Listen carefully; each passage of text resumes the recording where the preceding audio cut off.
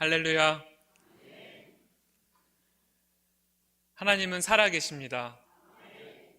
그 살아계신 하나님이 저와 여러분 한 명 한 명을 정말 많이 사랑하십니다.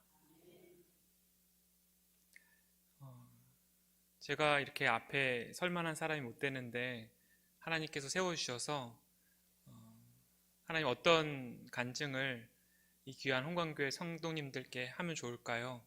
제가 오늘 금식 기도원도 갔다 왔어요. 금식은 안 하고 기도만 했습니다.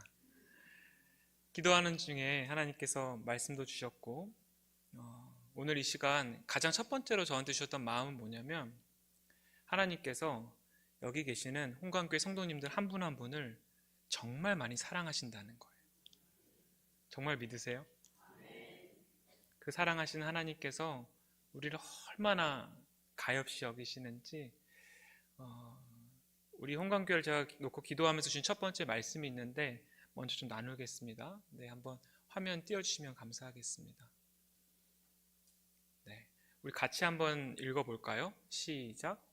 하나님이 우리에게 주신 것은 두려워하는 마음이 아니요 오직 능력과 사랑과 절제하는 마음이니.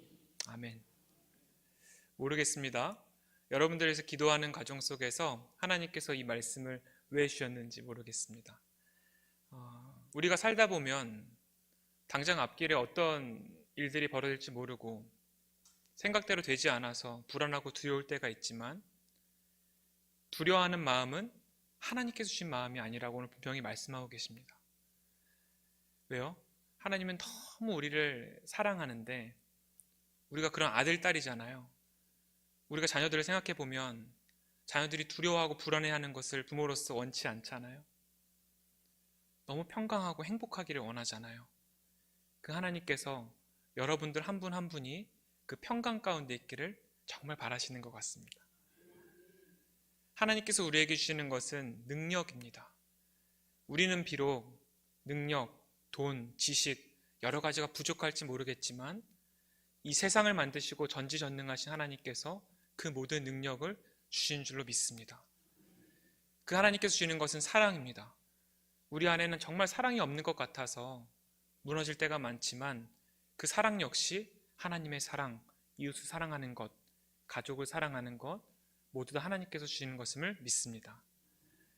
우리가 하나님과 교제하기를 너무 원하시는 하나님이신데 죄가 있으면 교제가 안 되잖아요. 그래서 마지막으로 주시는 마음이 절제하는 마음. 죄로 가까이 가지 않도록 하나님께서 우리에게 절제하는 마음도 주셔서 우리가 하나님과 기쁨으로 소통하는 줄로 믿습니다. 네, 오늘 이 말씀으로 이제 시작을 하라는 마음 주셔서 나누었고요. 목사님께서 너무 과찬을 해주셔가지고 몸둘 바를 모르는 상황으로 앞에 섰는데 저는 사실 여러분들 앞에 이렇게 고백할 만한 사람이 아닌데 지난 약 17년 동안 제가 사업을 하면서 하나님께서 보여주신 기적들이 너무나도 많아요. 근데 100% 다 하나님께서 주신 거거든요. 온전히 이 시간은 임정택도 히즈빈스도 아니라 그 살아계시고 우리를 너무나도 사랑하신 그 하나님께만 모든 영광을 올려드리는 시간이 될 줄로 믿습니다. 네, 화면 한번 보여주시면요. 저희 회사에서 운영 중인 브랜드가 히즈빈스인데 네, 넘겨주시겠어요? 네. 히즈빈스가 이제 커피 브랜드예요. 그래서 명동에도 이제 히즈빈스가 있는데 명동 성당 바로 앞에 있어요. 근데 그곳에 이제 5명의 커피를 만드는 사람을 뭐라고 하죠, 여러분? 바리스타라고 하죠. 바리스타 5분이 일을 하고 계시는데 그분 중에 한 분을 좀 소개해 드리려고 해요. 넘겨주시면요. 데이지라고 하는 분인데 저희 회사는 서로 이렇게 닉네임을 부르는 거죠. 그러니까 저를 대표님 이렇게 부르는 사람은 없습니다. 저를 뭐라고 부를까요? 제 닉네임은 제임스입니다. 그래서 제임스 이렇게 불러요. 이분은 데이지라고 하는 분인데 이분 소개를 좀 드리면 20대 때 이분은 수학 선생님이었어요. 유학을 갔다 올 정도로 수학을 정말 잘했고 가르치는 걸 좋아했어요. 그래서 자녀들이 아니죠. 제자들한테 수학을 정말 그냥 시간을 내든 안 내든 학교에서 열심히 가르치고 있었는데 29에 스트레스가 좀 크게 온 거예요. 그리고 조현병이 찾아왔어요. 조현병이라고 하면 망상, 환청, 환시와 같은 정신질환 증세가 있는, 예전엔 정신분열병이라고 했던 그 병이 찾아왔어요. 근데 전혀 생각지도 못하게 온 거죠. 이분이 스스로 어떻게 표현하셨냐면, 저는 10년 동안 천장만 보고 살았습니다. 그 조현병이 오고 나서 정신병원에 입원 퇴원을 반복하고 대인 기피가 생기니까 제자들을 만날 수도 없고 가르칠 수도 없고 학교에 나갈 수도 없고 잠을 자고 일어나서 천장을 보다가 밥을 겨우 먹고 하루하루를 보내는 게 10년이라는 세월이 지났습니다. 이렇게 살아서 뭐하지? 그냥 죽는 게 낫지. 그래서 극단적인 생각, 시도들 참 많이 하셨다고 했습니다. 39이 됐습니다. 10년이 정말 지나간 거죠. 본인 때문에 고생하는 어머니께 너무 죄송해서 나도 진짜 일이라는 걸 좀 해야겠다 해서 히즈빈스에 지원을 하게 됩니다. 왜냐면 히즈빈스는 모든 바리스타들이 장애를 갖고 있기 때문에 그걸 알고 지원을 한 거죠. 정신장애를 갖고. 처음 그 매니저님이 저한테 얘기를 해줬는데, 매니저님은 비장애인이거든요. 이분이 대인기피증이 있으니까 대중교통을 못 하는 거예요. 출퇴근할 때. 그러니까 버스를 못 타고 택시만 타고 출퇴근을 하는 거예요. 급여 중에 상당 부분이 교통비로 나가는 게 너무 안타깝기도 하고. 여러분, 그 카페에서 고객들이 오면 어떻게 해야 돼요? 바리스타가? 인사해야 되잖아요. 안녕하세요, 뭐 히즈빈스입니다 해야 되는데, 이분은 사람들 눈을 마주치는 게 무서워서 고객이 오면 매니저님 뒤로 이렇게 숨었대요. 그 정도로 참 어렵게 일을 시작했는데, 저희가 2009년에 첫 번째 매장이 오픈하고 지금 16년이 됐는데, 그동안 지켜온 원칙이 있어요. 하나님께서 지키게 하신 게 있는데, 기도 원칙입니다. 일을 시작할 때 기도로 시작하고 끝날 때 기도로 끝나는 거예요. 그러니까 매니저님이 항상 손 붙들고 오늘 하루 하나님께서 일 잘하게 해달라고 좀 기도하고, 하루가 끝나면 너무 감사하고 기도하고 이제 보내드리고, 기다려드리고, 시간 될 때는 같이 우리 맛집도 나가서 가볼까? 명동이니까요. 그렇게 사랑하는 마음으로 함께 일했는데 한 3개월 정도가 지난 거예요. 어머니가 울면서 전화를 오셨대요. 내 딸 그냥 죽을 때까지 그냥 이렇게 집에서 살다가 죽는 줄 알았는데 10년 동안 안 됐었던, 드디어 얘가 스스로 버스를 타고 출퇴근하기 시작한 거예요. 그리고 설거지라는 것들을 사실 생각을 못했는데 집에서 청소를 하고 설거지를 하기 시작했고, 지금 일하신 지 3년 됐거든요. 지금은 퇴근하고 명동백화점 쇼핑을 딱 하고 집에 가십니다. 친구들을 만나고 집에 가요. 인생을 다 포기하려고 했던 한 영혼, 지금은 그 한 영혼이 너무나도 변화돼서, 제가 한 달 전에도 만나서 한참 이야기를 나눴는데 너무 기쁘고 이제 친구들을 만날 수 있다는 게 너무 이제 기적 같은 일인 거예요. 하나님께서는 한 영혼을 사랑하셔서 한 영혼을 살리시기 위해 모든 일을 하십니다. 여러분 그 생각 해보셨어요? 이 홍강교회 여러분 한 명 때문에 만들어진 교회입니다. 하나님은 규모가 중요하신 분이 아니에요. 한 사람을 사랑해서 그 한 사람을 살리기까지 독생자 예수 그리스도를 보내주시고, 그 한 사람을 위해서 이 모든 판을 짜시고 모든 일을 하시는 분이 우리 하나님인 줄로 믿습니다. 제가 이 일을 처음 시작했던 거는 2008년도였습니다. 여러분들이 보시기엔 제가 올해 나이가 몇 살 정도 돼 보이는지 모르겠습니다. 아유, 네. 너무 큰 거짓말 하시면 안 되는데, 장로님. 감사합니다. 제가 올해 이제 42인데요. 제가 이 일을 처음 시작한 게 17년 전인데, 그때가 25이었습니다. 저는 포항에 있는 한동대학교라는 대학의 학생이었습니다. 다음 페이지 한번 넘겨주시면요. 한동대학교는 딱 학교에 들어가면 이렇게 써 있어요. 한동대학교는 하나님의 대학입니다. 정말 하나님께 주신 복음과 사랑, 그리고 전공 지식을 가지고 세상을 변화시키자 라고 하는 꿈을 가지고 지어지고 공부하는 그런 학교죠. 그런데 제가 경영학, 경제학을 전공하고 공부를 하다가 군대를 다녀와서 20대 중반이 됐어요. 근데 25이 됐는데 여전히 어떻게 살아야 되는지 모르겠는 거예요. 너무 불안하고 답답한 거예요. 내가 공부 왜 하고 있지? 이 공부해서 그냥 삼성, LG 이런 큰 대기업에 가면 되나? 아니면 이 공부를 해서 그냥 어디 대학원을 가야 되나? 선교를 나가야 되나? 모르겠는 거예요. 근데 저에게는 지금도 이제 멘토가 4분이 계신데, 목사님도 계시고 교수님도 계신데, 한 분이 저한테 그러시더라고요. 정태가 너 하나님 사랑하니? 이렇게 물어보셨어요. 네, 사랑하죠. 하나님도 널 너무 사랑하는데 너는 A를 선택하면 혹시 B면 어떡하지라고 생각해서 인생에 두렵고 불안할지 모르겠지만 너를 만드시고 너를 사랑하신 그 하나님은 너의 인생 가운데 0.1%도 실수하지 않으신다는 걸 믿니? 이렇게 물어보셨어요. 여러분을 너무나도 사랑하시는 그 하나님께서 여러분들을 만드신 그 하나님께서 여러분들의 인생 가운데 0.1%도 실수하지 않으신다는 걸 믿습니까? 하나님을 사랑하는 자, 곧 그 뜻대로 부르심을 입은 자들에게는 모든 것이 합력하여 선을 이룹니다. 그래서 그때 목사님 뭐라고 하셨냐면 너가 좋아하고 그냥 흥미있는 곳에 도전해 하나님 믿고 그냥 편하게 말씀하셨어요. 그래서 제가 그때 당시에 창업이라는 것에 처음 관심을 갖게 됐어요. 그리고 도전을 하게 됐죠. 포항에서 제가 이제 요즘 여러분 SNS 이렇게 하잖아요. 유튜브도 들어가고 하잖아요. 그때 당시에 제가 타임머신이라는 SNS를 하나 기획해서 만들어서 국내 창업 대회에 나갔는데 상을 하나 받게 된 거예요. 그래서 너무 이게 신기하고 재밌다 생각이 들어서 저희 선배가 홍콩에서 열리는 큰 대회가 있는데 여기도 한번 나가봐 그런 거예요. 그 대회가 뭐였냐면 아시아 대학생 창업 교류전이라는 대회였어요. 페이지 한번 넘겨주시면요. 홍콩에서 5개 나라 대학생들이 모인 거예요. 한국, 중국, 일본, 싱가포르, 홍콩에서 모였는데 저희 조원들이에요. 여러분 이 사진에 보면 왼쪽에 이 턱을 만지는 게 저의 모습인데 못 알아보시겠죠? 네, 오래전이니까. 그리고 이제 오른쪽에 있는 그 옆모습 보이는 친구가 중국의 북경대 다니는 친구였어요. 중국인이죠. 그리고 정면에 보이는 흰색 와이셔츠 입은 친구가 일본인 친구였는데 동경대학교 다니는 친구였어요. 저희 조원들인데 주최 측에서 미션을 하나 준 거예요. 첫째 날 저녁에. 자, 여러분들이 각자 가지고 있는 꿈을 서로 좀 나누세요. 근데 저는 솔직히 어떤 얘기를 해야 될지 잘 몰라서 무슨 얘기 했을까요?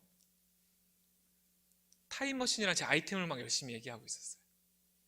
이거 대박 아이템인데 너희 나라도 한번 해봐. 뭐 이런 얘기를 하고 있었지. 꿈이라는 게 사실 자신 있게 얘기할 만한 게 없었어요. 그런데 저 중국인 친구 있잖아요. 오른쪽에 보이는. 란시오라고 하는 친구였고 저는 동갑인 25이었는데 첫 마디가 뭐였냐면 나는 세상을 변화시킬 꿈을 갖고 있습니다. 이렇게 시작을 하는 거예요. 그래서 무슨 얘기를 하나 좀 들어봤어요. 그랬더니 중국이 엄청나게 성장을 했는데 한 지역을 얘기하는데 그 지역 사람들은 굶어 죽는 사람들이 있을 정도로 가난하고 힘들게 살고 있다는 거예요.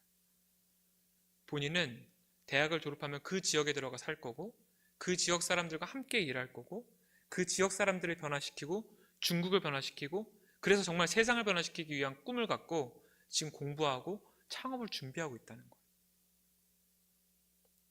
제가 그날 저녁에 숙소에 들어갔는데 잠이 안 오는 거예요.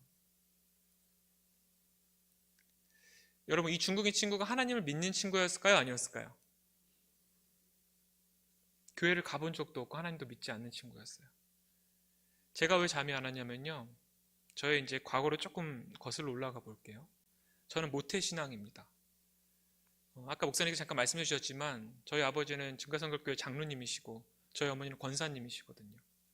저는 어렸을 때 이렇게 눈을 뜨면 정말 어렸을 때요. 집에 아무도 없어서 참 많이 울었던 기억이 있어요. 두 분이 이제 새벽기도 나가셨던 거죠. 저를 두고.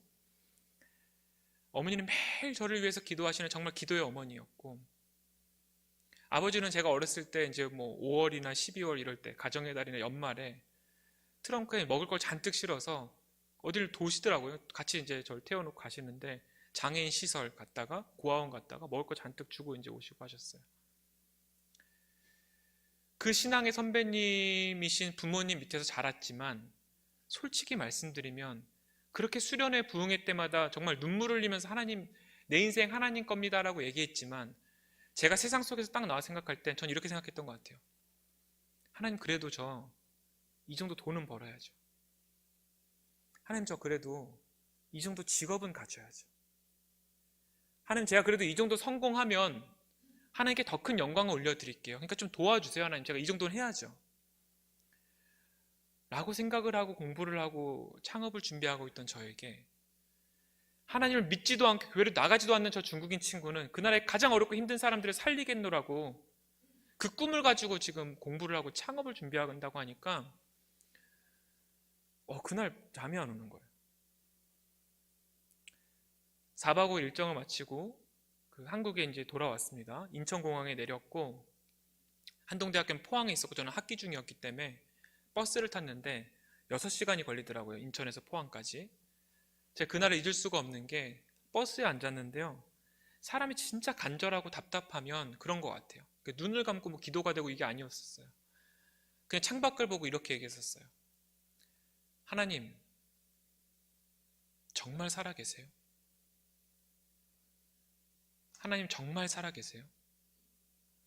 만약에 정말 살아계시면 저를 왜 만드셨고 제가 어떻게 살아야 되는지 가르쳐 주실 수 있잖아요.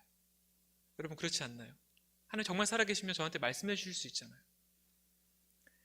근데 하나님 저는 솔직히 모르겠습니다. 그래서 지금 제 마음대로 살고 있는데 그냥 참 답답하고 불안합니다. 근데 만약 하나님 정말 살아계셔서 저한테 말씀해 주시면 진짜 그대로 한번 살아보고 싶습니다. 6시간 동안 이 얘기밖에 안 했던 것 같아요. 이 답을 얻지 못하면 공부고 뭐고 아무것도 손에 안 잡힐 것 같은 거예요. 포항에 도착을 했고 한동대로 간 셔틀버스를 갈아탔습니다. 그리고 3분 뒤면 학교에 도착하는데 머릿속에서 한 구절이 떠올랐어요. 근데 제가 얼마나 믿음이 없었냐면 6시간 정도 물어보고 떠오르면 하나님 주신 생각이다 보다 이렇게 생각하면 되는데 이거 내가 생각해낸 거 아니야? 이런 생각이 들어서 기숙사에 도착하자마자 검색을 해본 거예요. 쭉 성경에 나온 말씀이더라고요. 여러분 보이시면 같이 한번 말씀 읽어주시면 감사하겠습니다. 시작. 너희가 여기 내 형제 중에 지극히 작은 자 하나에게 한 것이 곧 내게 한 것이니라. 아멘. 제가 솔직히 하나님께 그 질문을 던질 때 제 기대했던 바는 뭔지 아세요? 한동대는 2학년이든 3학년이든 전공을 중간에 바꿀 수가 있어요.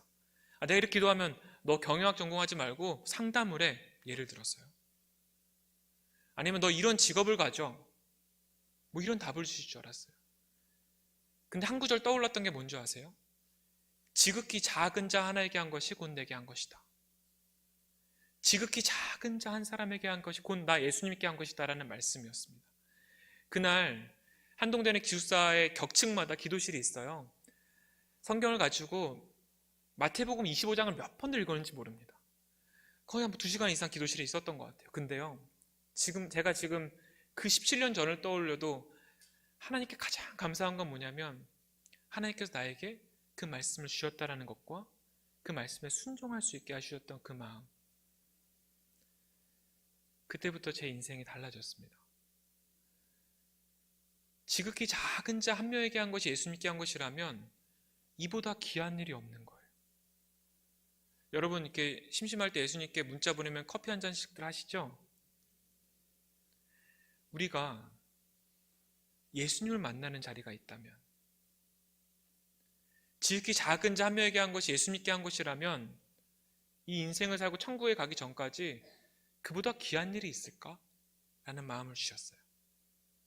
설령 제가 무슨 전공을 하든 무슨 일을 하든 나이가 얼마든 상관없이요. 그리고 그 다음 날부터는 저한테 이제 딱 한 가지 물음표가 생겼어요. 그게 뭐였을까요? 지극히 작은 자가 누구냐는 거죠. 일단 그분들을 만나고 싶은데 하나님 제가 누굴 만나야 돼요? 어딜 가야 돼요? 그래서 그 다음 날부터 포항을 나왔어요. 캠퍼스를 나온 거죠. 캠퍼스를 나와서 저는 여러분 제 말투를 들어보셨을 때 제 고향이 포항일까요? 서울일까요? 그죠? 저는 서대문구에서 태어났습니다. 서대문구 북가자동에서 태어났습니다. 고향 사람입니다. 근데 제가 이곳에 태어나서 그렇게 자라다가 포항에 학교 때문에 갔는데 포항을 전혀 모르잖아요. 근데 포항에서 공부를 하려면 2년이 더 남은 거예요. 그때 그 시간에 그 장소에서 가장 지극히 작은 자를 만나지 않으면 안 되겠는 거예요. 그래서 그냥 포항에 나와서 생전 처음 타보는 시내버스를 타고 한 20분 가다가 내렸어요. 그냥 골목에 들어갔어요. 그 주민센터에 들어가서 이 동네에서 좀 장애가 있거나 가난하시거나 어려우신 분들을 좀 만나게 해달라고 졸랐어요. 그래서 구청, 시청을 다녔고 그렇게 장애인 시설들을 다니면서 약 4개월의 시간을 보내는데 그때 참 많은 분들을 만나게 하셨어요. 그때 제가 정신장애인 사회복귀시설이라고 하는 곳을 가게 됐는데 사진 보여주시면 정신장애를 겪고 계신 분들이 그 안에 이제 한 40명이 계셨거든요. 근데 그 40명이 아까 말씀드린 조현병, 조울증, 극한 우울증 이런 거 갖고 계신 분들이셨어요. 솔직히 제가 이분들을 만나러 가기 전에는 약간 좀 겁이 났어요. 내가 말을 잘못하면 해코지 당하면 어떡하지? 뭐 이런 생각. 선입견과 편견이 있었거든요. 그런데 제가 처음 이제 이 시설을 딱 갔는데요. 화면 한번 띄워주시겠어요?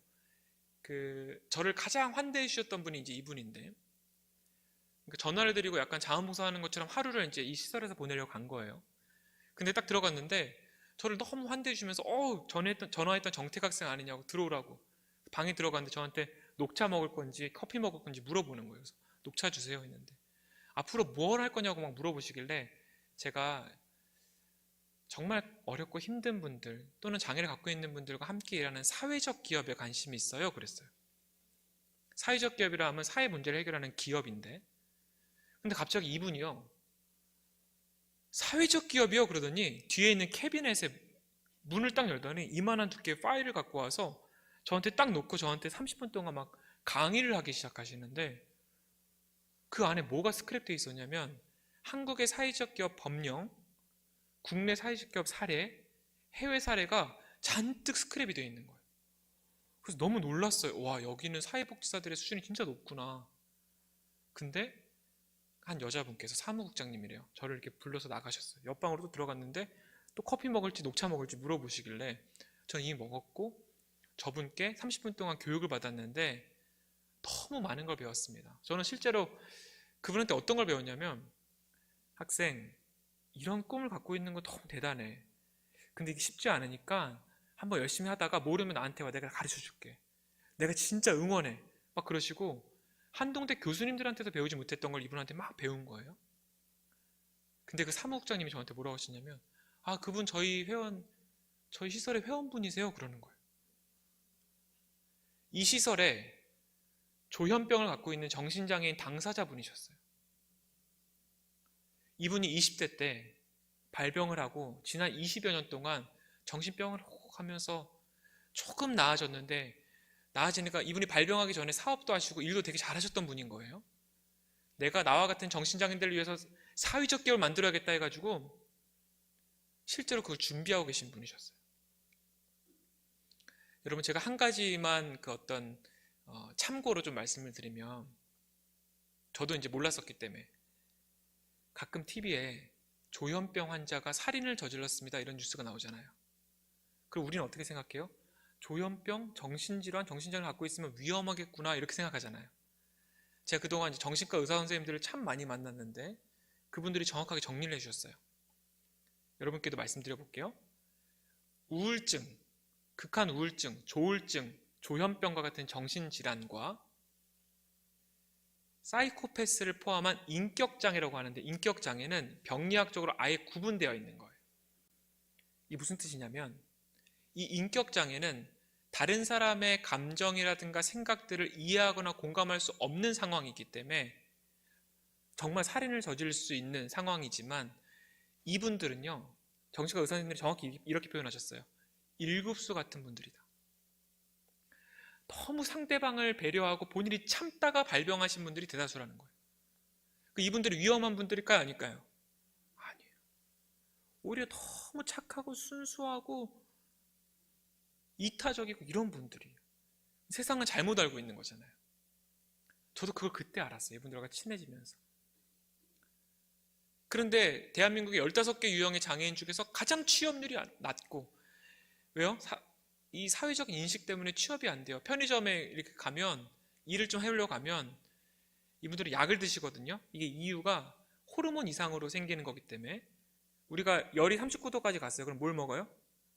혈액제 먹으면 열이 떨어지는 것처럼 이러한 증상이 나타났을 때 약을 먹으면 이게 증상이 없어진단 말이에요. 근데 부작용이 있어요.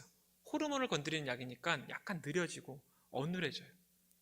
편의점 사장님이 어디 아프냐 또 물어보면 솔직하시니까 제가 약을 먹고 있어요. 그러면 일주일도 안 걸리는 거예요. 뭐 하는데요? 잘리는데. 어떻게 월급을 받고 어떻게 경제적으로 자립하고 어떻게 스스로 살아가겠어요? 99%가 다 후천적으로 발병한 건데 내가 원해서 그게 생긴 것도 아닌데 대한민국 국민 3명 중에 1명은 평생에 한 번 이상 정신질환을 경험한다는 유병률 통계가 있어요. 여러분, 소수의 문제도 아니에요. 근데 너무 소외되어 있고 너무 힘들게 살다가 죽어가시는 분들이 많아서 이분들이 진짜 지극히 작은 자구나 라는 걸 알게 됐는데, 제가 이분을 만나고 돌아오면서 학교에 돌아오면서 무슨 생각을 했냐면, 솔직히 저는 지극히 작은 자라고 하는 분들이 불쌍해서 제가 좀 도와드려야겠다는 생각으로 만났는데, 저를 누구보다도 응원해 주시고 격려해 주시고 막 가르쳐 주신 분이잖아요. 그때 하나님이 가르쳐주신 게 뭐냐면, 정태가 너가 무언가 더 낫기 때문에 그분들을 도와주는 게 아니야. 그분들 안에 예수님이 계셔서 너가 만나면 그분들을 통해서 너가 위로받고 힘을 얻고 격려를 받는 거야. 그래서 지극히 작은 자 하나에게 한 것이 예수님께 한 것이에요. 제가 그걸 처음 알았어요. 제 생각과 패러다임이 완전 바뀐 거예요. 그때부터는요, 제가 사회적 공부하고 준비하다가 모르면 누구 찾아갔겠어요? 선생님 찾아가서 물어보죠. 그러면서 제가 한 4개월을 매주 목요일마다 하루 종일 선생님들과 시간을 여기서 보냈어요. 그리고 알게 됐죠. 이분들의 소원을. 어떤 일 하고 싶으세요? 소원이 뭐예요? 물어보면 다 비슷한 얘기를 해요. 나 진짜 인간답게 살고 싶어. 나도 돈을 벌어서 나도 집이라는 게 있었으면 좋겠고, 나도 연애하고 결혼하고 싶고, 그 소원을 이야기하시는데 40명 중에 일하시는 분이 딱 한 분, 옆에 있는 교회에 자판기 컵을 바꿔주는 일을 하시고 한 달에 5만 원 받으셨는데 그 안에 서울대 나오신 분도 계셨어요. 지능이 낮은 문제가 아니거든요. 그때부터는 다른 기도가 아니에요. 하나님, 제가 이 선생님들 그리고 이 형님 누님들과 뭘 할 수 있어요? 근데 이분들이 가장 원하는 거는 어떻게든 일하고 돈을 벌고 싶다는 거예요. 그래서 물었죠. 어떤 일 하고 싶으세요? 물었어요. 근데 여러분, 이분들이 10분한테 물어보면 다 하고 싶은 일이 달라야 되잖아요. 근데 7, 8명이 다 똑같은 답을 하는 거예요. 나 커피를 좀 하고 싶어. 나 바리스타가 되고 싶어. 그러는 거예요. 무슨 바리스타 열풍인가? 왜 다 바리스타가 되고 싶다고 하시지? 하루는 식당에 앉았는데, 페이지 한번 넘겨주세요. 이 드라마가 나오고 있었어요. 여러분 뭔지 아세요? 커피 프린스 루점이라는 드라마인데 옛날에 2007년, 8년에 나왔던 아주 유행했던 드라마예요. 모르겠습니다. 이걸 열심히 보고 계셔서 그런지 모르겠지만 바리스타가 다들 되고 싶다고 하셨는데 제가 나중에 알게 됐어요. 여러분, 세계적으로 가장 브랜드 파워가 높은 커피 브랜드가 뭐예요? 스타벅스죠? 스타벅스가 한국에 1999년에 들어왔는데 2007년도까지 500호점을 전체 총괄하셨던 분하고 제가 대화를 나누다가 알게 됐어요. 한국에서 2007년도까지 스타벅스는 적자였대요. 그래서 아예 철수를 하려고까지 마음을 먹었는데 이 드라마가 나오고 나서 2008년부터 흑자가 났대요. 근데 여러분 잘 생각해보면 우리 민족이 언제부터 에스프레소를 먹었습니까? 여러분 언제부터 아메리카노 드셨어요? 원래 뭐 드셨어요? 숭늉 드셨죠, 그죠? 그리고 믹스커피 드시고 뭐 설탕들, 프림들 이렇게 드셨잖아요. 근데 이 미디어의 힘이 큰 거죠. 이 바리스타라고 하는 것과 이 카페에 대한 문화를 알려준 거죠. 그런데 진짜 이분들이 카페에서 일할 만 하실까? 일하는 게 정말 맞을까라는 생각이 들어서 그때 당시에 이제 저희 자문위원으로 계셨던 그 정신과 이경숙 과장님이라고 계셔서 여쭤봤더니 야, 그 일이 최고야 그러시는 거예요. 왜요? 이분들이 평생 병원에 있거나 집에만 있던 분들인데 밖으로 나와야 돼. 같이 일하는 게 중요해. 그래야 치료가 되고 회복이 돼. 하루에 수백 명의 고객들이 오면 그들과 눈을 마주치고 서로 커피를 주고받고 그게 진짜 치료야. 그래요? 그러면서 제가 이제 그래도 경영학 공부를 조금 했었으니까 도서관에서 커피랑 카페라는 키워드로 쫙 페이퍼를 다 논문이라는 걸 빼서 보니까 한국의 커피 시장이 앞으로 엄청나게 성장한다는 보고서가 2007년도에 있는 거예요. 그래서 시장도 커지고 이분들의 치료를 너무 좋다. 그러면 그때부터 이제 하나님께 기도가 달라지기 시작했죠. 하나님, 진짜 우리 선생님들 행복하게 일할 수 있는 그런 카페, 그런 회사를 좀 만들고 싶은데 도와주세요. 근데 여러분, 그때 하나님 주셨던 저한테 목표가 하나 있었는데, 스타벅스가 있고 히즈빈스가 있으면 사람들이 스타벅스에 안 들어오고 히즈빈스에 들어오기만 하는 게 목표였어요. 그럼 어떻게 하면 돼요? 저는 커피를 잘 알았을까요? 몰랐을까요? 몰랐어요. 그때부터는 그런 마음을 주는 거예요. 한국에서 커피를 제일 잘하는 사람을 만나자. 어디 가면 만날 수 있을까요? 이 방송국에 전화를 했어요. 이 방송국에서 자문해준 바리스타가 있을 거 아니에요. 그래서 그분을 만났는데 그분이 한국에 바리스타 족보가 있다고 하면서 몇 분을 소개해 줬어요. 근데 그 족보에 2대 수제자의 거주지가 포항이라고 적혀 있는 거예요. 어떻게 하면 돼요? 찾아갔어요. 다음 페이지 넘겨주시면 이제 그분 사진이 있는데 이 가운데 계신 분이에요. 포항에서 가장 오래된 아라비카라는 카페 사장님이었어요. 이분은 세계 바리스타 챔피언십에 그때 당시에 한국 대표 심사위원이었어요. 한국에서 커피 제일 잘하는 분 맞죠?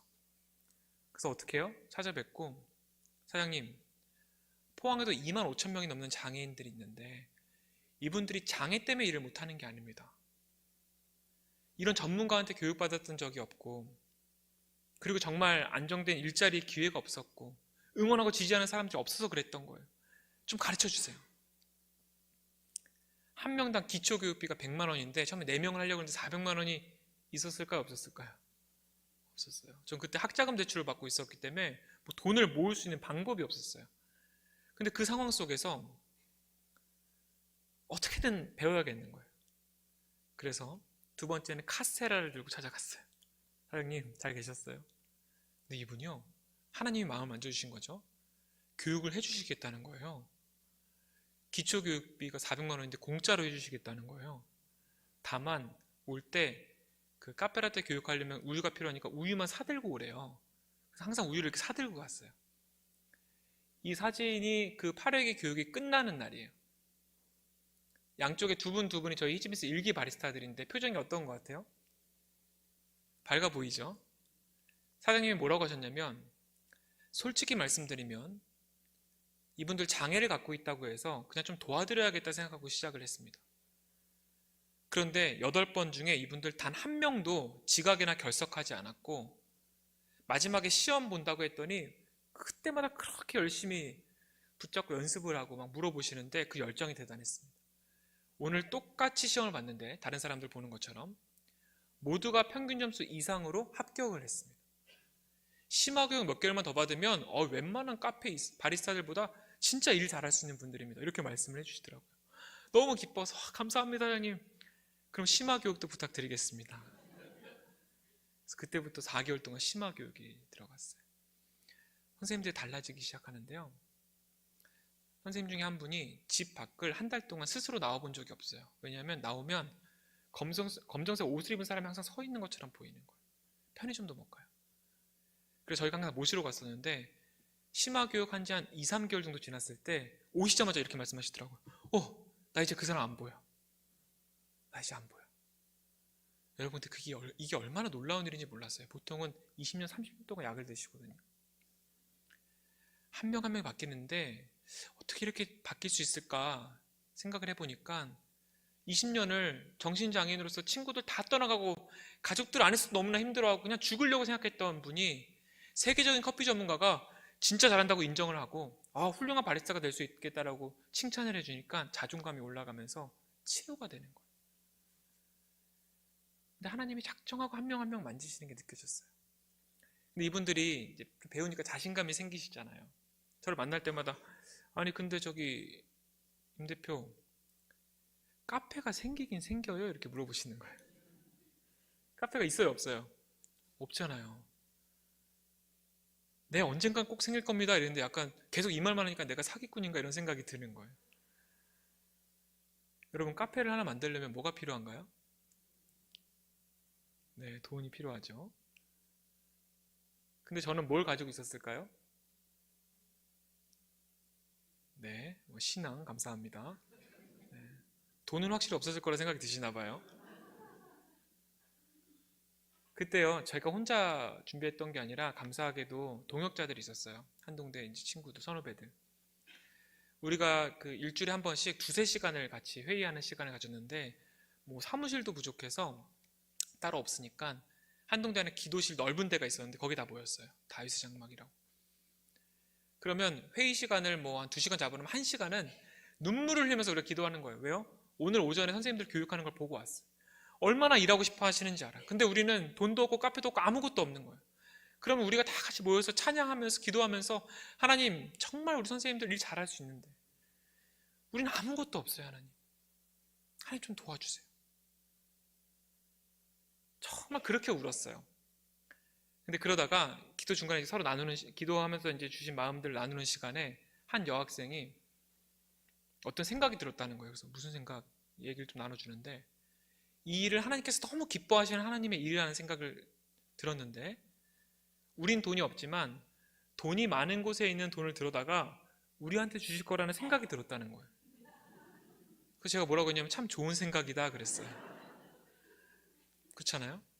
근데 그게 맞는 거예요. 그래서 단순하게 생각을 하기 시작했어요. 포항에서 가장 돈 많은 곳이 어딜까? 어디가 있을까요, 여러분? 포항에서 가장 돈을 많이 갖고 있는 곳. 그죠? 네, 역시 여기는 다 똑똑하신 분들 앉아 계셔서 바로 아시는. 네, 다음 페이지 보여주시면 포항제철 포스코가 있는 거예요. 여러분 무식하면 뭐하다 그래요? 용감하다. 이 포스코 본사에다 전화를 걸었어요.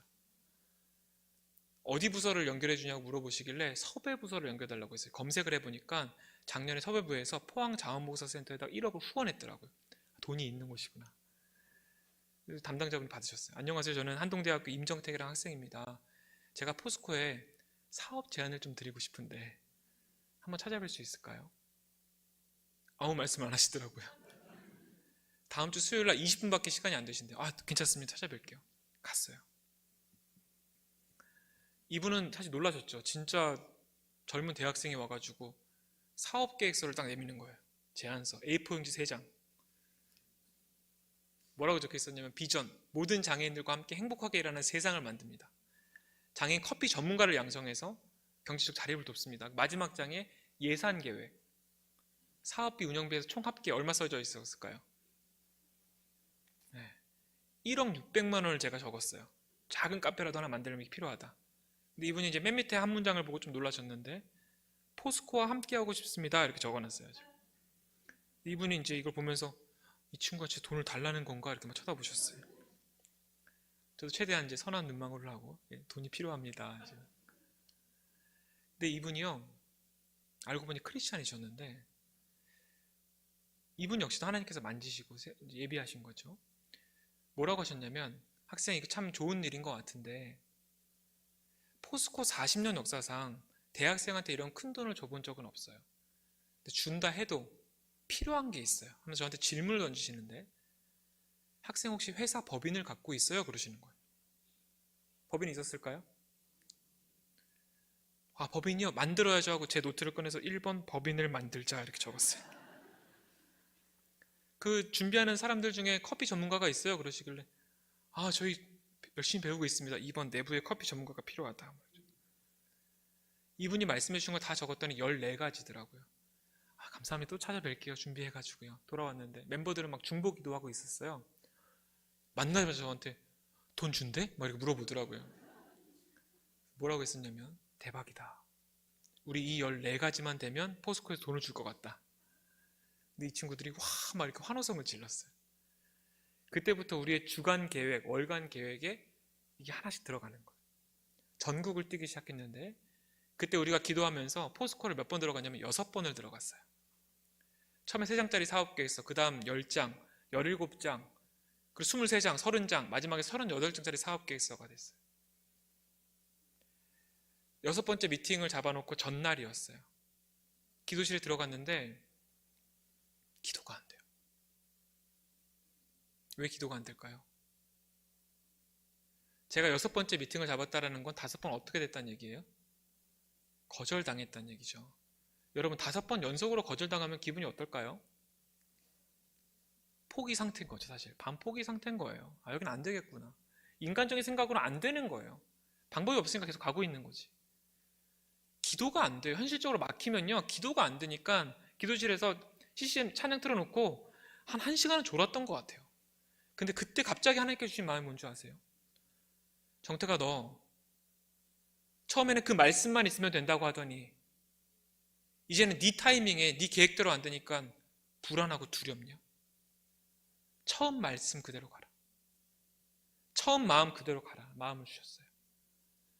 인간적으로 다 포기 상태였지만 안 갈 수가 없었어요. 다음날 들어갔어요. 그 포스코 담당자분은 저를 얼마나 긍휼히 여겨주셨는지, 제가 오면 왔냐 하면서 막 먹을 것을 회의실에 잔뜩 넣어주셨어요. 근데 이분이 저를 그때 1시간을 넘게 기다리게 하셨는데, 나오셔서 그 예산 계획 부분을 저한테 이렇게 딱 보여주시더니 1시간 뒤에요, 이렇게 말씀하시는 거예요. 정태 학생, 그럼 이 돈 주면 되는 거예요? 이 돈 주면 진짜 이렇게 할 수 있어요? 제가 너무 놀라 답을 해야 되니까 네, 할 수 있습니다 해놓고 속으로, 하나님 돈 주면 어떡하죠? 할 수 있을까요? 지금 막 그러고 있었어요. 저한테 막 할 수 있냐고 물어보시니까. 근데 이분이 스토리를 말씀해 주시는데, 2주 전에 포스코의 임원분까지 포함된 회의가 열렸는데, 기업은 1년에 사회공헌 예산이라고 하는 돈을 갖고 있단 말이죠. 지역사회를 위해 써야 되는 돈. 이번에 어디에 쓸 거냐 회의가 열린 거예요. 임원분까지 온 회의.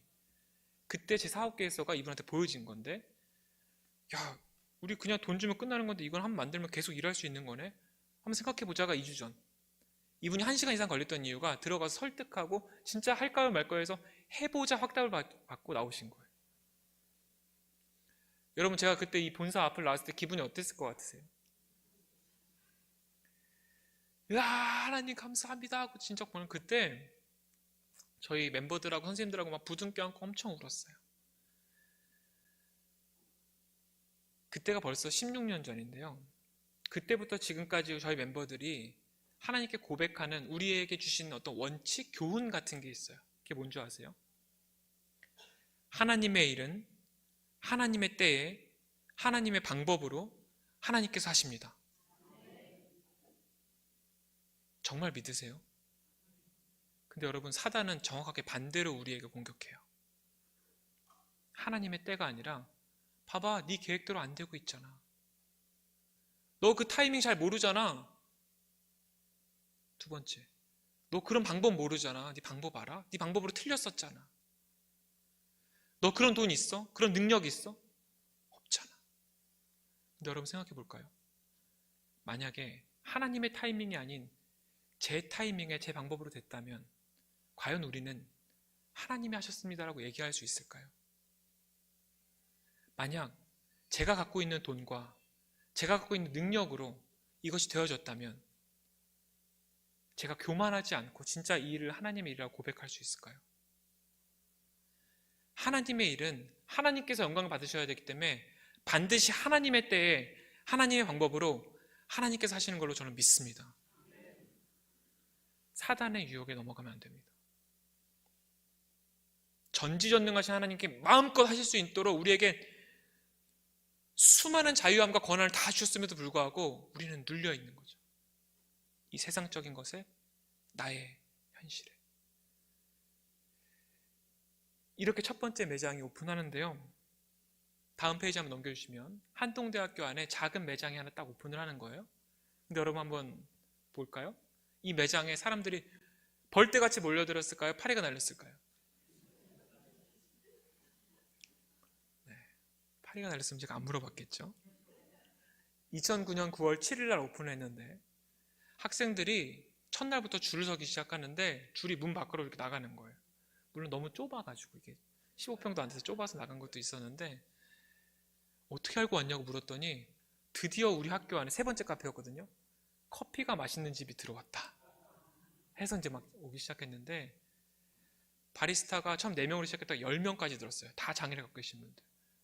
근데 간판에도 어디에도 장애인들이 일한다는 말은 그때부터 지금까지 한마디도 전혀 쓰지 않기 때문에 사람들은 몰라요. 여러분 카페에 갔을 때 바리스타가 장애인인지 아닌지 궁금하신 분 계세요? 없거든요. 하루는 어떤 일이 있었냐면 한 여학생이 왔는데 아메리카노 주문을 하는 거예요. 저도 같이 일을 하고 있었어요. 다음 페이지 넘겨주시면 이 남자분인데 저 여학생은 이제 다른 사람이고요. 그 여학생이 뭐라고 얘기를 했냐면요. 저 죄송한데 제 커피는 여기 여기 명찰에 써 있거든요. 여기 만철 바리스타 선생님 좀 내려주세요 그러는 거예요. 그래서 제가 왜 그러세요? 그랬더니 히지빈스 커피를 제가 너무 좋아해서 매일 오는데요. 그때마다 선생님 내려주셨는데 커피가 너무 맛있어요 그러는 거예요. 제가 팬이에요 뭐 이렇게 말씀하시더라고요. 우리 선생님 기분이 어땠을 것 같아요 여러분? 진짜 그 세상을 다 가진 것 같은 그런 표정 보셨어야 되는데 여러분이 커피를 그렇게 절도 있게 내린 걸 제가 처음 봤어요. 거의 로봇처럼 가서 커피를 내려면 이 커피 머신을 봐야 되잖아요. 계속 여학생만 쳐다보는 거예요. 그리고 커피를요 이렇게 내셨어요. 여학생한테 바로 맛없으면 환불해 드립니다. 여학생이 앞에서 바로 앞에서요. 와 역시 너무 맛있어요 이렇게 한 거예요. 이 둘은 이제 만날 때마다 이제 뭐 서로 안부를 묻고 밥 먹었냐고 얼마나 친해졌겠어요? 그날 저녁에 우리 만철쌤이 퇴근하시기 전에 같이 기도하고 이제 가시기 전에 저한테 뭐라고 하셨냐면 임 대표 내가 어떻게 살았는지 알지? 나 20대 때 발병하고 정신장애를 얻고 20번 이상 정신병을 입원 퇴원을 반복하고 3번 이상을 죽으려고 자살 시도를 했어. 내 주변에 사람이 아무도 안 남아서 이 인생에 아무런 낙도 없고 소망도 없다고 생각하고 지난 20년을 살았는데 나 43년을 살면서 오늘이 가장 행복해. 나 너무 행복해. 나 왜 사는지 알 것 같아. 나 진짜 열심히 해서 내 커피 먹는 사람마다 세상에서 제일 맛있다는 얘기 듣고 싶어. 너무 고마워. 제가 이때의 우리 만철쌤의 고백이요.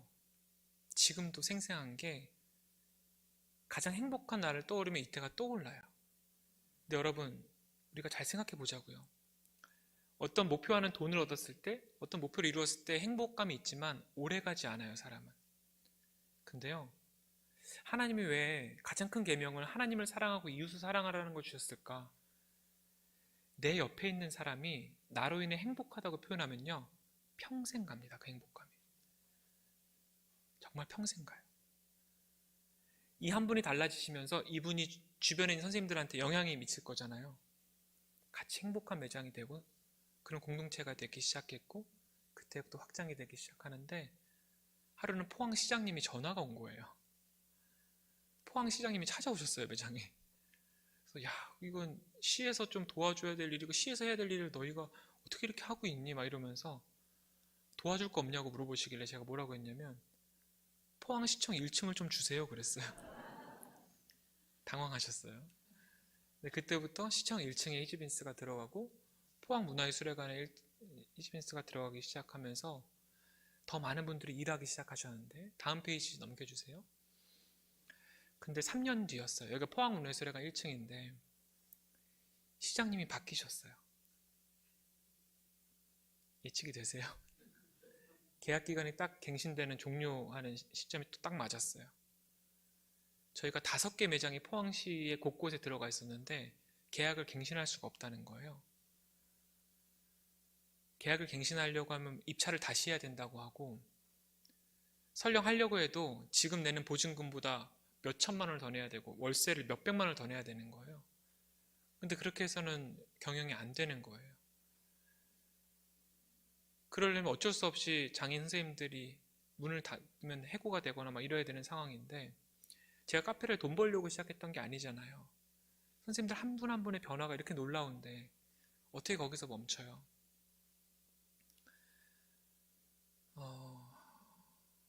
포항시 공무원들을 정말 시의원부터 열심히 만났지만 정말 쉽지가 않았고 돈을 마련하지 않고서는 방법이 없었고 여기저기서 돈을 좀 마련해 보려고 했는데 쉽지가 않았어요. 그런 과정 속에서 제가 이제 실제로 이제 한 1년 반을 한 명도 해고하지 않고 가려다 보니까 저희가 급여 원칙이라는 게 장애인 선생님들부터 급여를 주면 이제 이렇게 차곡차곡 쌓이잖아요. 그럼 이제 임원 포함해서 저는 가져갈 돈이 있을까요, 없을까요? 없어요. 제가 그때 당시에 결혼했을 때였는데 집에 뭐 빚이 이만큼인데 집에 가져갈 수 있는 돈이 뭐 그래서 겨우 30만 원 가져가고 50만 원 가져가고 막 이랬단 말이에요.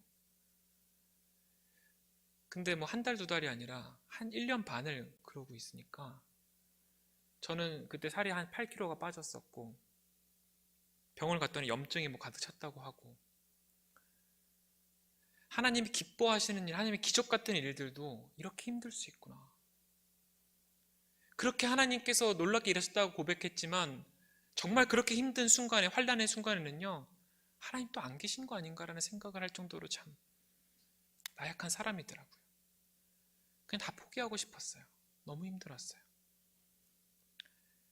1년 반이라는 시간을 보내면서 한 명도 해고하지 않았었는데 그러다 보니까 이제 그래도 많은 변화는 있었지만 경제적으로는 좀 계속 힘들었었죠. 1년 반 뒤에요.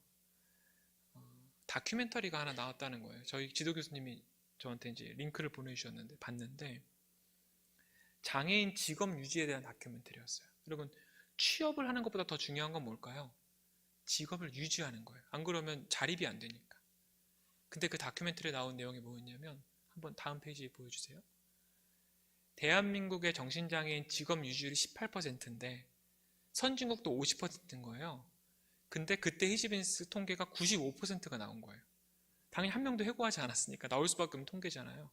근데 이게 미국에 알려진 거예요. 근데 미국에서 한 대학의 교수님 8명이 찾아오셨어요. 다음 페이지 한번 넘겨봐 주세요. 근데 이분들이 뭐라고 하셨냐면 평생을 정신장애를 연구하신 분들이라는 거예요. 근데 미국에서도 4, 50명의 정신장애인들이 4, 5년 이상 일을 했던 그런 사례가 없어서 한국에 찾아오셨다고 하면서 미국 정신재활협회에 저희가 우수사례를 발표를 하게 됐어요. 그리고 포항에만 있었던 히지빈스가 드디어 서울, 경기에 확장이 되기 시작했고 기업들의 장애인 고용을 돕는 일을 하기 시작하면서 정확하게 2년 반이 걸렸는데요.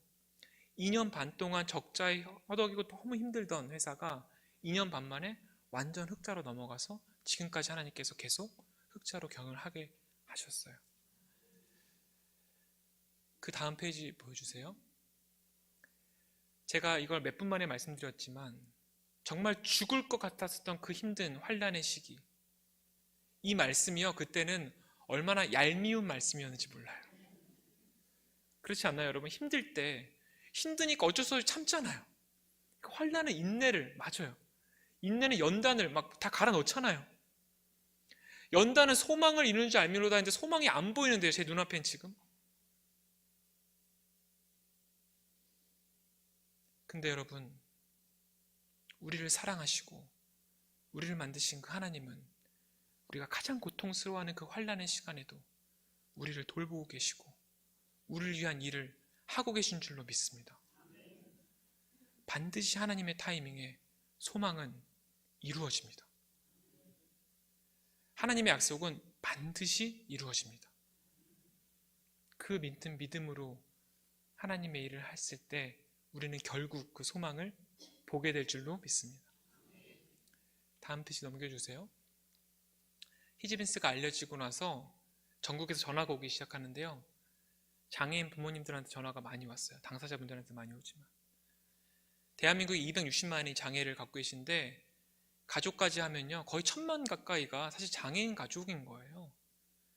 근데 너무 힘들게 그냥 이렇게 오픈하지 않고 살아가는 분들이 많아요. 한 분은 그러셨어요. 우리 가족이 5, 60년 평생 서울에만 살았는데 다 정리하고 포항으로 이사 갈 테니까 우리 아들 일만 좀 시켜주세요.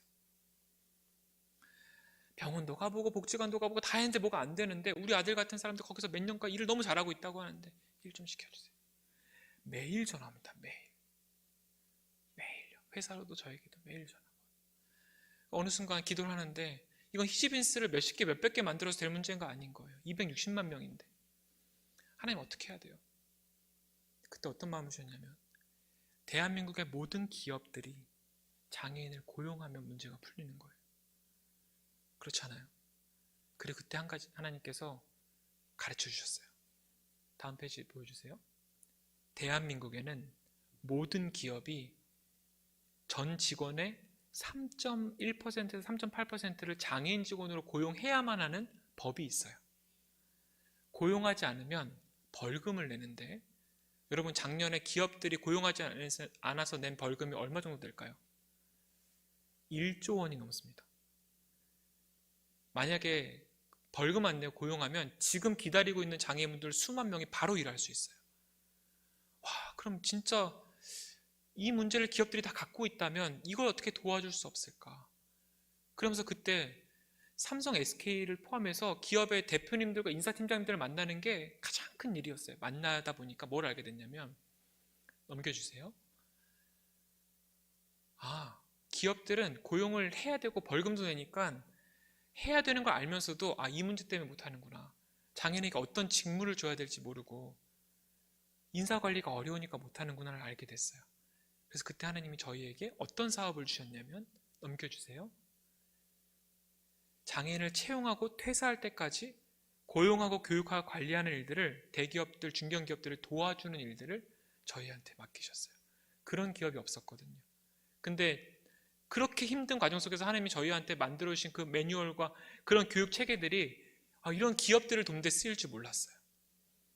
돕다 보니까 어떤 일들이 벌어졌냐면, 넘겨봐 주세요. 장애인 한 명에게 지역사회 사회복지사나 정신과 의사를 포함해서 7명이 돕는 시스템들이 특허를 내게 되고, 넘겨봐 주세요. 네, 다음 페이지 넘겨주시면, 지금 대한민국의 이런 대기업과 중견기업 스타트업도 저희가 다 장애인 고용 컨설팅을 하고 솔루션을 주고 함께하는 기업들이 됐습니다. 삼성전자 인사팀도 장애인을 어떻게 고용하고 교육하고 관리해야 될지는 모르시더라고요. 근데 하나님이 저희한테 주셨던 건 뭐예요? 어떠한 장애를 갖고 있어도 그들을 어떻게 고용해야 되고 교육하고 함께 일해야 되는지를 알려주셨잖아요. 그걸 도울 수 있게 하셨어요. 예, 넘겨주시면, 한국에서 가장 높은 빌딩이 어딜까요? 이제 63 빌딩이 아닙니다, 여러분. 잠실에 있는 롯데월드 타워예요. 100층이 넘죠? 이 안에도 히지빈스가 있습니다. 롯데 계열사들도 다 장애인을 의무 고용해야 되는데 못해서 몇십억씩 내고 있는 거예요. 그래서 이 위에 15층에 저희가 사내 카페를 만들어줬어요. 그리고 장애인 바리스타들이 그 기업 소속으로 일을 해요. 그럼 기업은 1년에 내던 한 4억, 5억 원 되는 벌금을 안 내도 돼요. 근데 어떻게 운영할지 모르니까 저희 매니저님들이 가서 같이 기도해주고 교육해주면서 운영을 돕는 모델인 거예요. 이 모델들이 기업과 장애인들과 지역사회에 같이 살 수 있는 모델이 되어져서 확산이 되고 있고, 다음 페이지 넘겨주시면, 어떤 일들이 벌어지냐면, 기업에서 사내 카페니까 직원들이 출근하면 매일마다 마주칠 거 아니에요. 로비에 카페가 있는 거예요.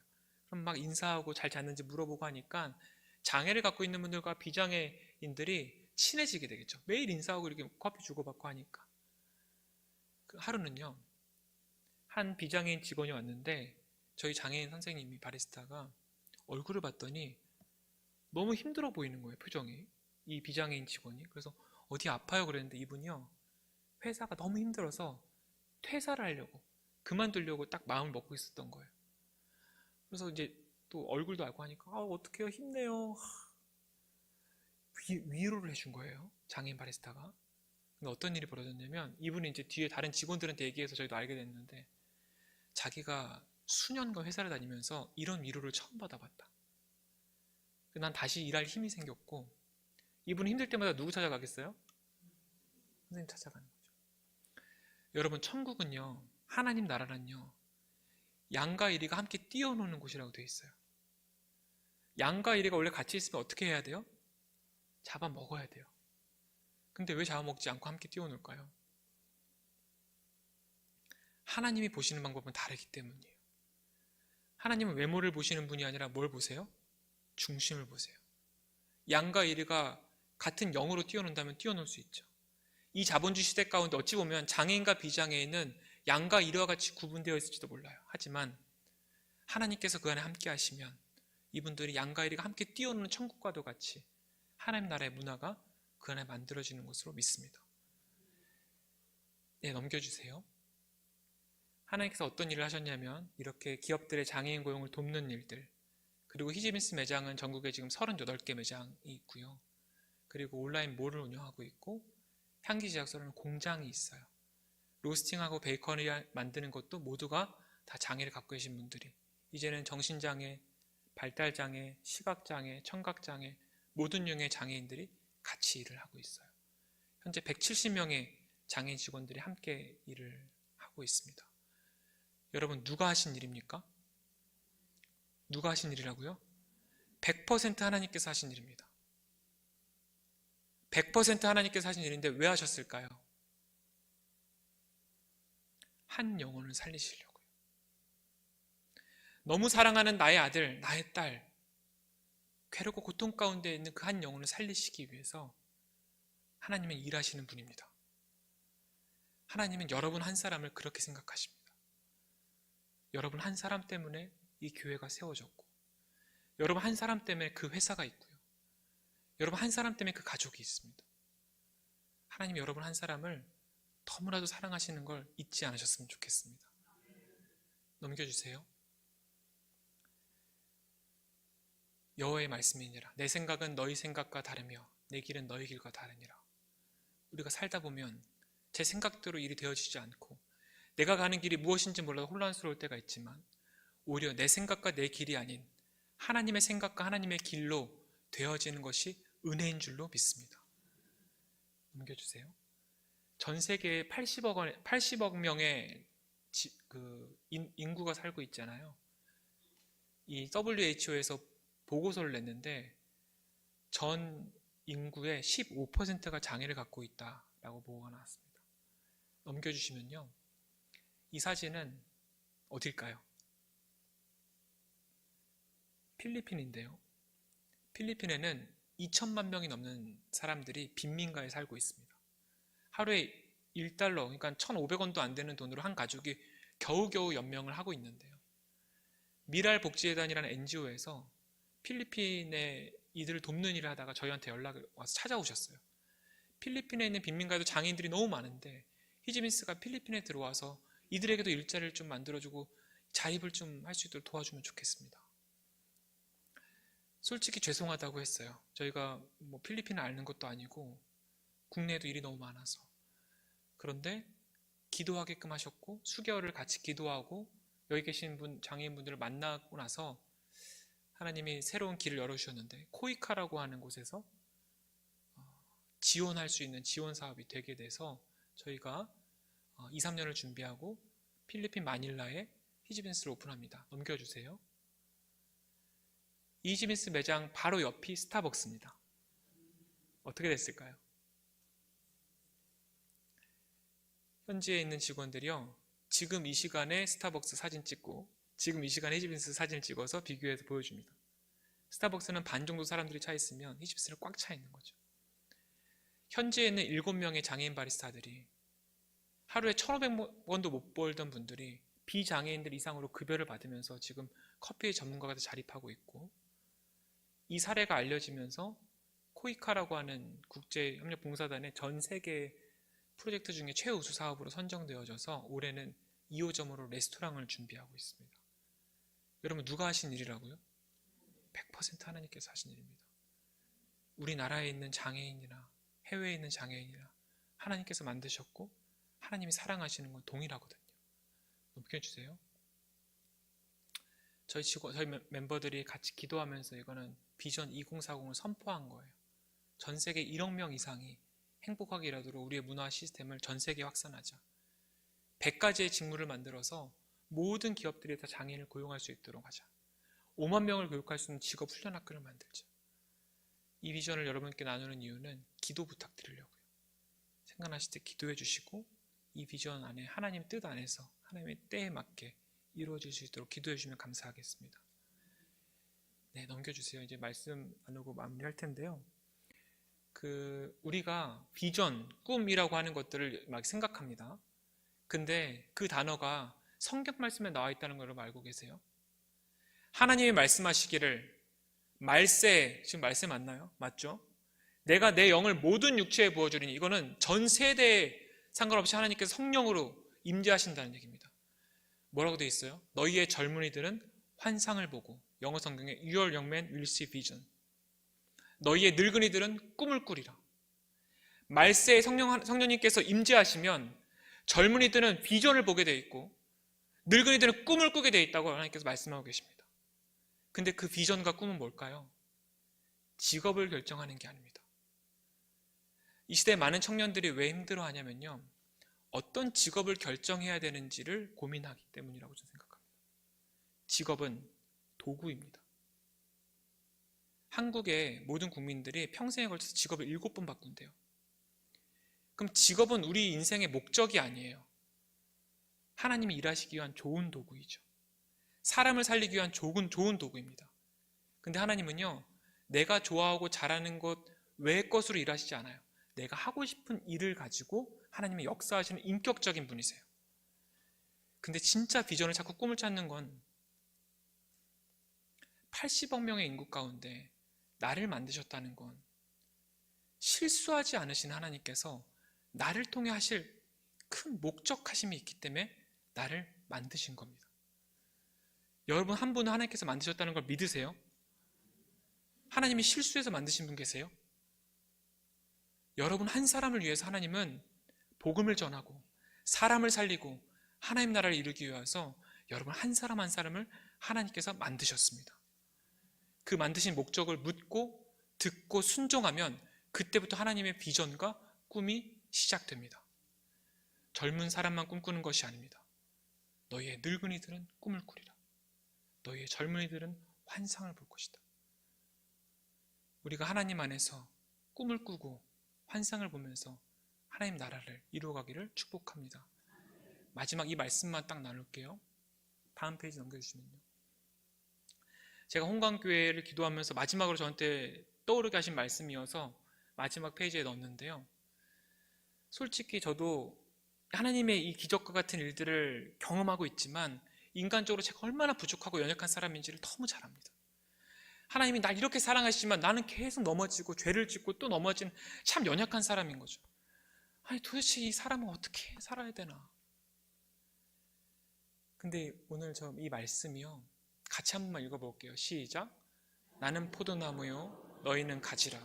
그가 내 안에 내가 그 안에 거하면 사람이 열매를 많이 맺나니 나를 떠나서는 너희가 아무것도 할 수 없음이라. 아멘. 하나님을 떠나서는 우리가 아무것도 할 수 없습니다. 여러분 우리가 그릇이라고 한번 생각해 볼까요? 어떤 사람들이 이렇게 생각할 거예요. 나는 그릇이 좁아, 종지 같아. 어떤 사람은 나는 항아리 같은 그릇이야. 모르죠? 근데요, 종지 같은 그릇이든 항아리 같은 그릇이든 다 밑이 깨져 있어요, 우리 사람들은. 근데 밑이 깨져 있으면 여러분 물을 부었을 때 차요, 안 차요? 안 차요. 근데 우리는 어떻게 살고 있어요? 열심히 물을 부어요. 찰 것이라는 기대로. 돈에 물을 붓고요. 지식에 물을 붓고요. 쾌락에 물을 붓고요. 이걸 열심히 넣으면 그래도 좀 행복해지지 않을까? 열심히 넣으면 내가 좀 잘 살지 않을까? 근데 계속 새요. 계속 공허해요. 계속 불안하고 두려워요. 그게 작은 그릇이든 큰 그릇이든. 어떻게 하면 여기에 물을 가득 채울 수 있을까요? 이 그릇을 가져가서 강물에 넣습니다. 강물에 넣습니다. 작은 그릇이든 큰 그릇이든 깨진 모양이 크든 작든 그 안에 물로 가득 채워집니다. 우리가 아무리 스스로고 우리를 채우려고 해도 우린 채워지지 않습니다. 하나님 안에 풍덩 빠져야지만 우리는 그 안에서 평강과 행복을 누릴 수 있습니다. 그 방법 외에 없습니다. 그가 내 안에, 내가 그 안에 거하면 사람이 열매를 많이 맺나니 나를 떠나서는 너희가 아무것도 할 수 없느니라. 우리가 가장 괴롭고 힘들고 환난과 고난 가운데 있을 때 나의 방법으로 물을 채우는 것이 아니라 하나님 안에 풍덩 빠져서 정말 나를 사랑하는 하나님께서 이 아들, 딸에게 주려고 하는 그 평강과 그 행복과 그 하나님의 선한 계획하심을 온전히 매일매일 느끼면서 행복하게 살아가는 저와 여러분들이 되기를 정말 축복합니다. 네, 이 시간 제가 잠깐 기도드리겠습니다. 부탁드리겠습니다. 사랑의 하나님, 감사합니다. 하나님, 너무 사랑합니다. 하나님, 저희를 너무나도 많이 사랑해 주셔서 참 감사합니다. 하나님께서 우리를 만드신 그 목적하심을 우리가 알기를 간절히 구합니다. 이 밤에 주께 물어볼 때 주여 말씀하여 주시옵소서. 우리의 것으로 채우려고 하는 것이 아니라 하나님 안에 풍덩 빠져서 그 안에서 온전한 평강과 기쁨과 행복을 누리는 우리의 삶이 되게 하여 주옵소서. 내 생각과 내 길과 다를지라도 하나님의 때에 하나님의 방법으로 하나님께서 하신다는 그 믿음을 가지고 살아가는 우리 모두가 되게 하여 주시옵소서. 실수하지 않으시는 하나님을 믿는 믿음으로 우리가 담대하게 살아가는 인생이 되게 하여 주옵소서. 주님, 우리를 긍휼히 여겨주시고 우리가 환난 때에도 인내하게 해주시며 인내 가운데 연단하지만 반드시 하나님의 때에 하나님의 소망이 이루어지는 그 믿음을 가지고 기대하며 기쁨으로 살아가는 모든 성도들 되게 하여 주옵소서. 주께 모든 영광 올려드립니다. 예수님 이름으로 기도드립니다. 아멘.